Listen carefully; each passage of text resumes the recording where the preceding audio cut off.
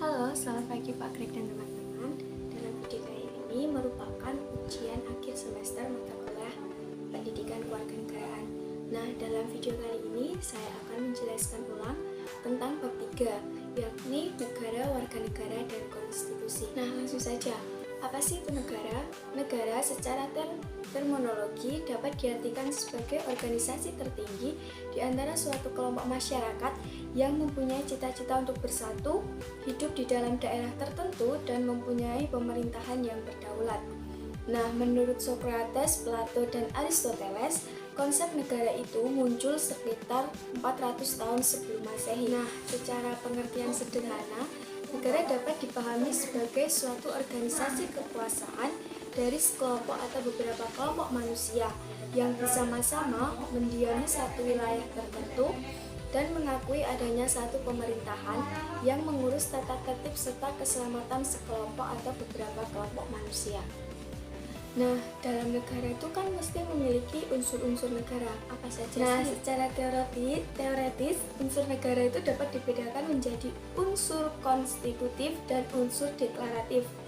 Yang pertama, itu unsur konstitutif adalah unsur pembentuk yang harus dipenuhi agar terbentuk negara. Unsur ini terdiri dari wilayah, rakyat, dan pemerintah. Yang kedua, itu ada unsur deklaratif, adalah unsur yang sifatnya menyatakan, bukan mutlak harus dipenuhi. Unsur ini terdiri dari 4, yakni yang pertama, tujuan negara, kedua, undang-undang dasar, ketiga, pengakuan dari negara lain, baik secara de jure maupun de facto. Yang keempat, itu masuknya negara tersebut ke dalam PBB. Nah, di dalam negara itu juga memiliki sifat-sifat negara. Negara itu memiliki sifat-sifat khusus sebagai manifestasi dari kedaulatan yang dimiliki dan yang hanya terdapat pada negara saja, tidak terdapat pada asosiasi ataupun organisasi lain, yakni ada 3, memaksa. Yang pertama itu memaksa agar peraturan perundang-undangan itu ditaati. Yang kedua, monopoli, yang berarti negara memiliki hak menetapkan tujuan bersama masyarakat. Yang ketiga, itu mencakup semuanya, all-encompassing, all-embracing, dan totaliter, yang berarti semua peraturan dan kebijakan negara berlaku untuk semua orang tanpa terkecuali. Selanjutnya ada fungsi dan tujuan negara. Fungsi negara itu dapat dikatakan juga sebagai tugas negara. Beberapa ahli merumuskan fungsi negara dalam sudut pandang yang berbeda. John Locke itu membedakan fungsi negara menjadi 3, yakni legislatif, eksekutif, dan fungsi federatif. Dan menurut Montesquieu itu juga mengupakan 3 fungsi negara yang populer dengan nama trias politica, yakni fungsi legislatif, fungsi eksekutif, dan fungsi yudikatif. Selanjutnya, apa sih itu kewarganegaraan? Warga negara adalah rakyat yang menetap di suatu wilayah dan rakyat tertentu dalam hubungannya dengan negara. Warga negara itu mempunyai kewajiban-kewajiban terhadap negara, dan sebaliknya, warga negara juga mempunyai hak-hak yang harus diberikan dan dilindungi oleh negara. Dalam konteks Indonesia sendiri, hak warga negara itu terdapat negaranya telah diatur dalam Undang-Undang 1945 dan berbagai peraturan lainnya yang merupakan derivasi dari hak-hak umum yang digariskan dalam Undang-Undang 1945. Nah, selanjutnya ada asas-asas kewarganegaraan. Dalam berbagai literatur hukum dan dalam praktik dikenal adanya 3 asas kewarganegaraan, yakni ius solis, ius sanguinis, dan asas sampuran. Asas ius solis atau asas kedaerahan ialah bahwa kewarganegaraan seseorang ditentukan menurut tempat kelahirannya. Sedangkan asas ius sanguinis dapat disebut sebagai asas keturunan atau asas darah. Dalam Undang-Undang Nomor 12 Tahun 2006 tentang Kewarganegaraan Republik Indonesia, asas-asas yang dipakai dalam kewarganegaraan Indonesia meliputi 1. Asas ius sanguinis, yang kedua, asas ius solis secara terbatas, yang ketiga, asas kewarganegaraan tunggal, dan yang terakhir itu ada asas kewarganegaraan ganda terbatas. Nah, setelah asas-asas kewarganegaraan, kita lanjut ke hak dan kewajiban warga negara. Hak warga negara adalah sesuatu yang dapat dimiliki oleh warga negara dari negaranya.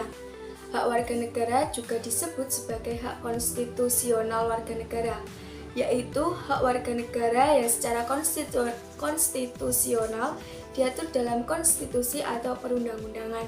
Sedangkan kewajiban warga negara itu adalah sesuatu yang harus dilakukan oleh warga negara. Dalam ketentuan Undang-Undang Dasar 1945, dirumuskan hak-hak yang dimiliki warga negara Indonesia sebagai berikut. Yakni yang pertama, hak memperoleh kedudukan yang sama di dalam hukum dan pemerintahan. Yang kedua, hak atas pekerjaan dan penghidupan yang layak. Yang ketiga, hak dalam pembelaan negara. Yang keempat, hak berserikat, berkumpul, serta mengeluarkan pikiran. Yang selanjutnya, hak kemerdekaan memeluk agama.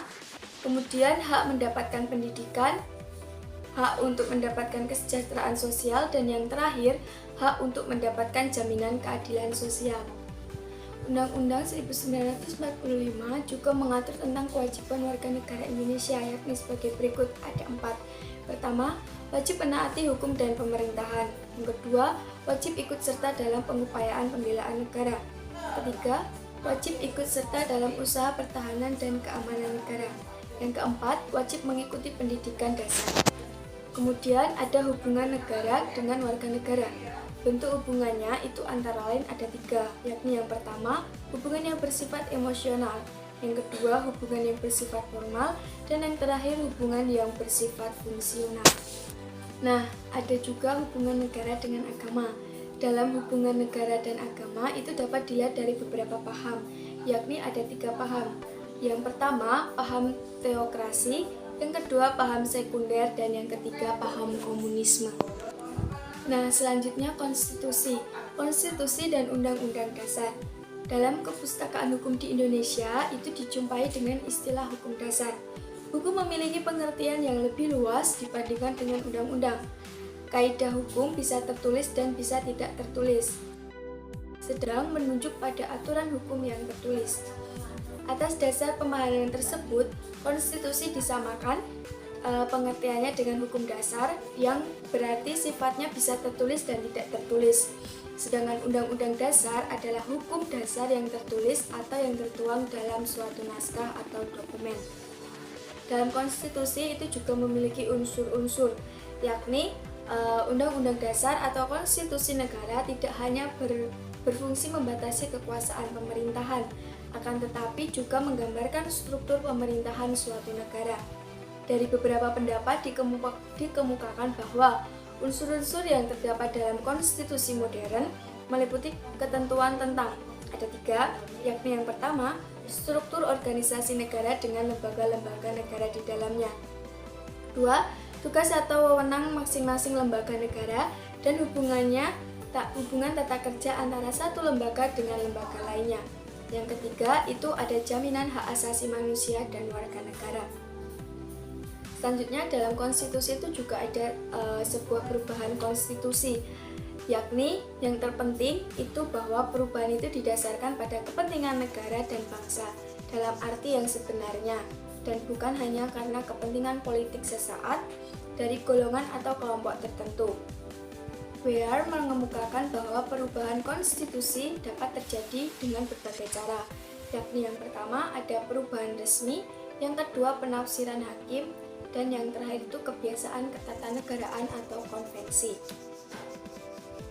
Sejak memasuki era reformasi, muncul arus pemikiran tentang keberadaan Undang-Undang 1945 yang sangat berbeda dengan pemikiran yang ada sebelumnya. Dengan adanya ketentuan pasal UUD 1945, dapat menimbulkan penafsiran ganda yang telah dilakukan amandemen dengan menetapkan rumusan baru yang lebih jelas dan eksplisit.